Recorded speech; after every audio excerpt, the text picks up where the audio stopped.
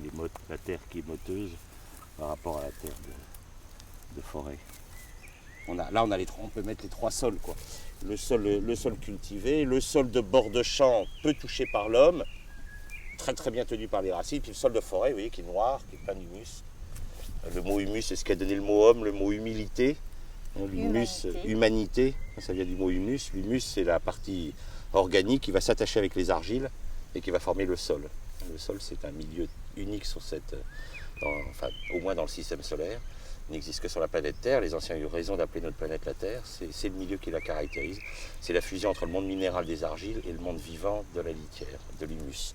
Et c'est ça qui fait ce milieu qui est le plus riche de la planète, puisque 80% des organismes vivants vivent là, dans ce milieu-là, que nous sommes en train de tuer et de massacrer parce qu'on n'a pas compris qu'il était un milieu vivant.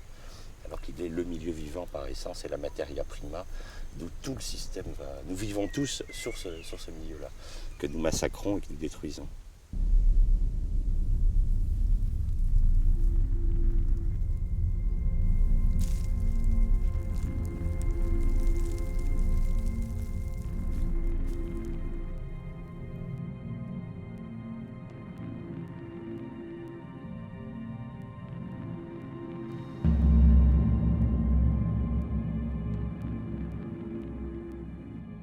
Donc le contact racine-sol va être beaucoup plus faible ici que dans un sol comme ça, ou dans un sol forestier, où pareil, on a un milieu très très aéré. Donc là, la plante va beaucoup moins bien utiliser le sol, il lui faudra plus d'engrais, il faudra lui donner à manger pour qu'elle se nourrisse, alors que là, elle a un contact beaucoup plus intime avec le sol.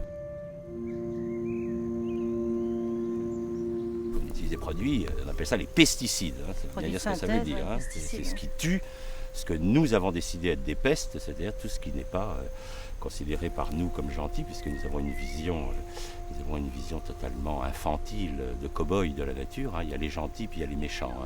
Bon, le gros étant des méchants quand même. Il y a quelques gentils comme la coccinelle qui ont le droit d'être mis dans les gentils, mais surtout nous voyons la nature comme un monde absolument terrifiant. Donc il faut tuer tous les méchants. Donc on a un terme qui s'appelle les pesticides, donc qui permettent de tuer les insectes, de tuer les champignons. Alors on ne distingue pas ce qu'on tue, on tue tout. Et ça, on ne pose pas de questions là-dessus, ça on a le droit d'épandre. Par contre, vous osez mettre du purin d'ortie et c'est tout un drame qui s'installe, c'est du n'importe quoi ça.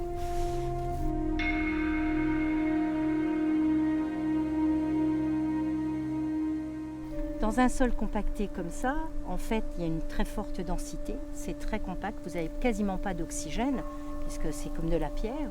Donc les racines et la faune, n'ayant pas d'oxygène, vont mourir. Un sol comme ça, c'est le cercle vicieux pour l'agriculteur. Il rentre dans une spirale infernale, c'est qu'il va être obligé de fertiliser. La fertilisation va affaiblir et provoquera plus de maladies. Ces plus de maladies, vous allez remettre des pesticides. Ces pesticides vont encore plus tuer cette faune, vont encore plus compacter. Et voilà. Et pour arriver, dans certains cas, les gens qui ont beaucoup utilisé ces produits, des sols qui sont morts. C'est-à-dire on ne peut plus rien faire dessus. Et les aliments qui vont pousser sur ces sols morts vont être comme les aliments hors sol, c'est-à-dire aucun goût. Si vous mangez une tomate hors sol, vous verrez qu'elle a la couleur de la tomate, elle ressemble à une tomate, elle n'a strictement aucun goût. Une fraise hors sol n'a strictement aucun goût.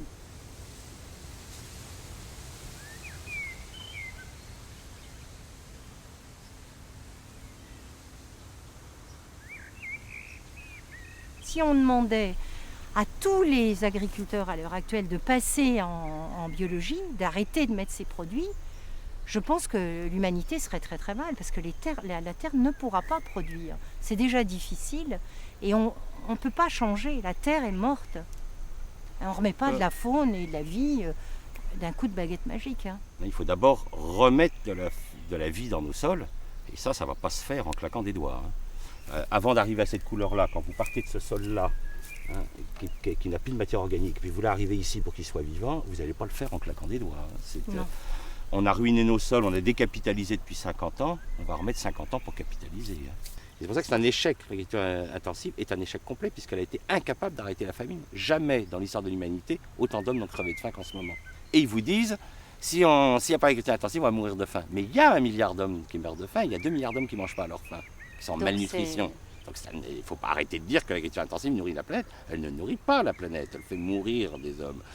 Mais il faut que les choses évoluent. On avait besoin, je crois, de passer, enfin l'humanité a besoin de détruire cette planète pour ensuite la respecter. Ça va être lent, hein, mais c'est ça la civilisation de demain, ce sera le respect de cette planète. Mais c'est pas... On estime qu'il y a 2% des gens qui ont pris conscience qu'il faut respecter la planète. Il y a encore 98% qui s'en fichent complètement. Oui, mais c'est ces 2% qui peuvent faire basculer la civilisation.